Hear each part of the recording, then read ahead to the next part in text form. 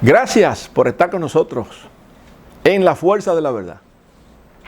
Ayer le decíamos que apenas había concluido el primer round en esa hipotética pelea de boxeo de 12 rounds.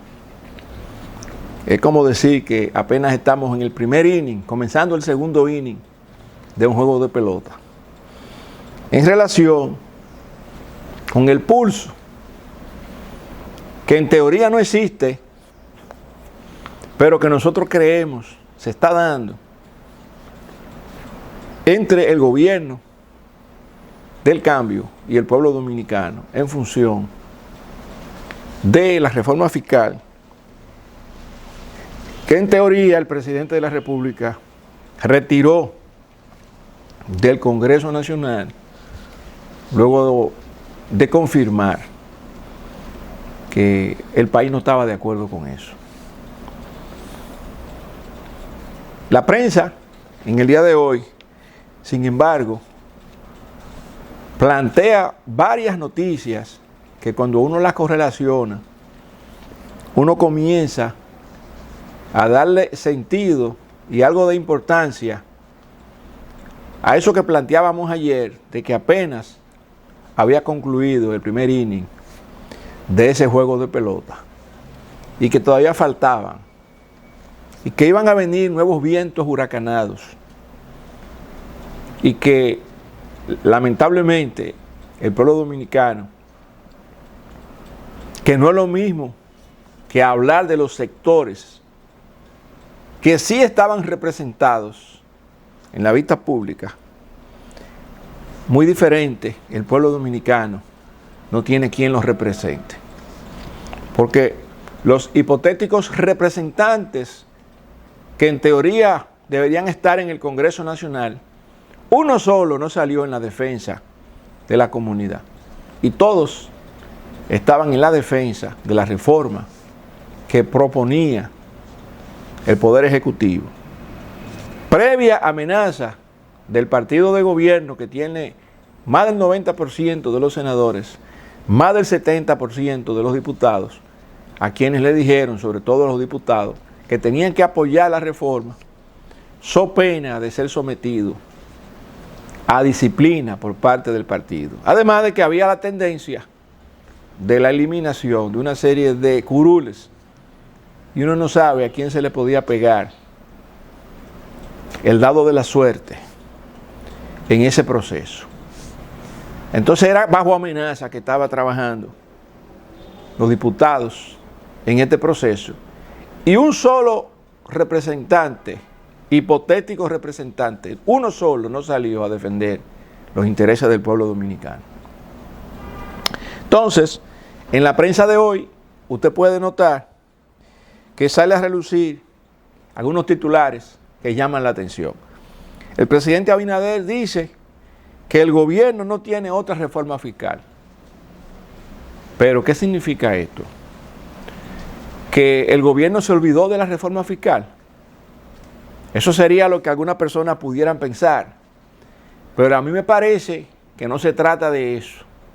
A mí me parece que esa es la reforma que el presidente quiere implementar, que no la va a modificar y que en cualquier otro momento la va a reintroducir tal cual se reintrodujo en esta primera ocasión.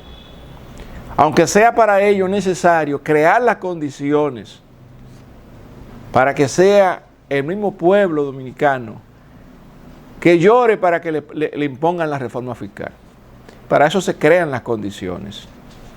Fíjense, como ya se hablaba de que los bonos cayeron porque se retiró la reforma, que la calificación crediticia del pueblo se deteriora, que puede venir una nueva ola inflacionaria, que puede provocarse una serie de situaciones, ¿verdad?, que dañan la economía. Todo lo que se puede manipular es manipulable. Así como hablábamos de Overton y de las estrategias de manipulación para forzar la jugada, que sea el mismo pueblo que convierta lo inaceptable en una ley. Fíjense que ahora, y lo dijimos también, y en la prensa salió nuestro escrito, y hay un párrafo que dice claro que habían sectores que estaban de acuerdo con la reforma, incluyendo sectores industriales, ONGs, los religiosos y otros sectores más. Y ya hoy en la prensa plantea, los industriales de Herrera les preocupa que el gobierno no presente una nueva reforma y que se esté enfocando en temas administrativos.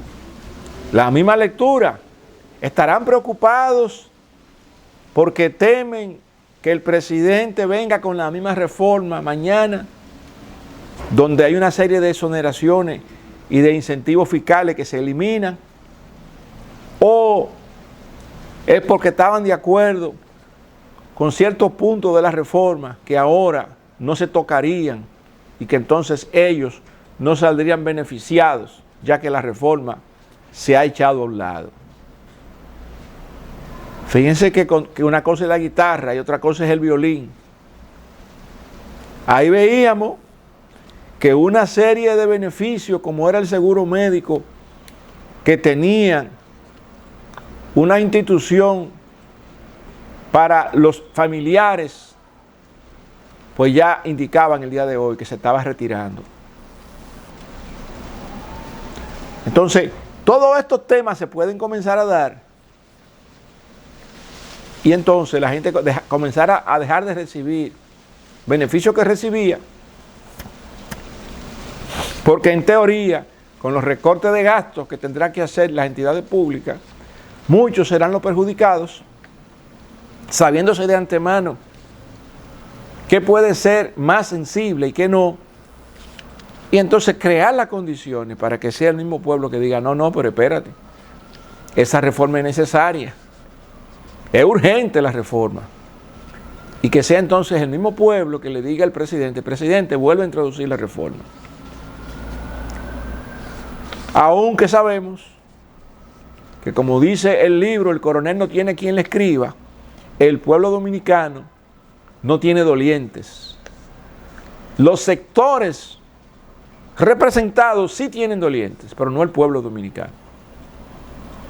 Aquí se está, por ejemplo, anunciando, dentro de esas medidas administrativas que hace énfasis la Asociación de Industria de Herrera, es lo que dice DGI, y el mismo gobierno plantea que se va a arreciar la lucha contra la evasión fiscal y la informalidad. El mismo presidente decía en la semanal que los que cobran el ITEVI y no se lo pagan al gobierno están robando.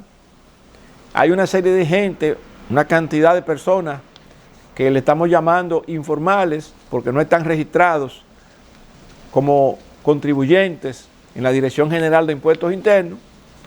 Y entonces, chiriperos, personas que hacen trabajo por ajuste, taxistas, saloneras, alguien que tiene una paletera en la esquina o una pequeña cafetería, o vende hamburger, o vende hot dog en una esquina. La gente buscando la manera de sobrevivir. Si nos metemos en los mercados, usted va a encontrar ahí mesas por toda parte. Informales todos, casi siempre. Entonces, esas son personas que están trabajando para llevar el plato del día a su casa, para poner comida sobre la mesa diariamente. El día que no trabajan, ese día no comen. Pero son informales y tienen que pagar impuestos. Y se va a perseguir la informalidad. Hace 2 días, lo decía DGI, se va a perseguir la evasión y la informalidad. Y hay personas que tienen gastos superiores a los ingresos, por lo tanto, estarían pagando, no estarían declarando adecuadamente sus ingresos, están evadiendo, olvidándose de que la gente usa la tarjeta de crédito para poder llegar a fin de mes. Es decir, que el dominicano tiene años financiándose con tarjeta de crédito, años en desahorro, y todo eso ahora se está planteando como que es una forma de evasión. Que la DGI va a realizar perfiles de riesgo ¿verdad?, de los que ya están inscritos, para ver cuáles tienen más oportunidad de ser evasores y caerle atrás a esto. No hablan de la ilusión fiscal, que es una manera supuestamente legal de no pagar impuestos. No habla de los paraísos fiscales. No habla del dinero mal habido de muchísima gente, de muchísimos funcionarios en el tiempo, legisladores y funcionarios, que se han hecho ricos con el dinero del pueblo, que no pueden demostrar su crecimiento patrimonial, muchos de los cuales ahora hicieron su declaración jurada en la Cámara de Cuentas. ¿Y qué? ¿De dónde usted sacó ese dinero? ¿Cómo lo logró? ¿A qué usted se dedicaba para llegar ahí? ¿Cómo financió su campaña? Son temas que están ahí y que de repente un porcentaje importante de eso tiene que ver con lavado, con dinero sucio, con dinero mal habido y con mucho dinero, pero queremos caerle atrás a los informales. Nosotros creemos que el país necesita un nuevo sistema tributario. Eliminar todos los impuestos que tenemos y poner un impuesto único, valga la redundancia, digamos de un 10%, y que todo el mundo pague el impuesto sobre la renta, todo el mundo, todo el que produzca un centavo en este país, no importa que sea un taxista, que sea un salonero, pague el 10% de impuesto sobre la renta. Y asimismo, un máximo de un 10% para todos los bienes y servicios con el ITEVI. Y se acabó, no más impuestos. Hay países en Europa del Este que han asumido el impuesto único y han logrado que muchas más personas sean contribuyentes, se han incrementado las recaudaciones, ha disminuido la evasión fiscal y también han logrado que esos países sean más competitivos, atrayendo mayor inversión extranjera y al mismo tiempo creando más empleos y más riquezas en esos países. Nosotros tenemos un sistema tributario complejo con 1.300 impuestos diferentes, porque a todos se le busca la forma de ponerle un impuesto. Y deberíamos nosotros desmontar ese sistema tributario que tenemos, simplificarlo. Para pagar un 10% de lo que una persona se gana, no hay que buscar un tributario, ni hay que buscar un especialista en materia fiscal. Pero parecería que todos estos temas del Código Tributario y de la complejidad que hay se habrán inventado para darle trabajo a los que se han vuelto en especialistas en materia de declaraciones juradas y temas de ese tipo. Con dos impuestos, un 10% solamente, sin anticipo, un 10% a todos los ingresos que la gente tenga como impuesto sobre la renta. Y un 10% de ITEVI, suficiente con esos dos elementos para tener un sistema tributario más ágil, transparente, fácil de manejar, fácil de calcular. Y esto atraería seguramente más personas que se inscribirían. La informalidad se estaría combatiendo por sí sola. Porque no habría una razón de no pagar el impuesto sobre la renta con una tasa, con un porcentaje plano, bajo, único, para esos fines. Y en aduana hay que hacer lo mismo. ¿Por qué tenemos que tener un arancel con yo no sé cuántos tipos de impuestos? Si se supone que nos hemos metido en tratados de libre comercio donde se supone que la tendencia es llegar a impuestos cero por aquello del mercado y del mercado libre y del neoliberalismo y todas estas cosas. Pero si simplificamos todo esto, vamos a abaratar el costo de la administración tributaria y el costo de la administración aduanal. Vamos a requerir menos gente, vamos a tener un Estado más eficiente, tanto en aduana como en impuestos internos. No se va a necesitar tanto aparataje porque va a ser muy fácil calcular lo que haya que calcular. Es decir que creo que es una oportunidad para esto y que de repente pudiéramos eliminar la gran cantidad de impuestos que hacen más miserable a la familia dominicana y con un solo impuesto de esta naturaleza muchas más personas estarían dispuestas a pagar el impuesto, a ser contribuyentes y a cumplir con esa obligación de contribución al Estado Dominicano. El Ministerio de Interior y Policía dijo que a pesar de que esa reforma fiscal se haya retirado, la reforma policial va a continuar. A mí me parece que el tema de la reforma policial no es un asunto de dinero, es un asunto de moral y de ética, es un asunto de no tener delincuentes uniformados, es un asunto de no tener oficiales delincuentes dirigiendo eso, porque son parte de la mafia, son parte de las cosas incorrectas. En cada situación que se detecta, usted encuentra que hay militares, policías, marinos, uniformados, envueltos en el crimen organizado, envueltos directamente en la delincuencia. Entonces, imagínese usted, ¿de qué sirve poner uniforme nuevo a la gente y gastar una millonada en ese tipo de apariencias cuando lo que tenemos en el corazón del uniformado es un delincuente? Yo creo que lo primero que hay que hacer en este proceso es esa famosa profilaxis, pero que lamentablemente va a tener que comenzar por los rangos más altos.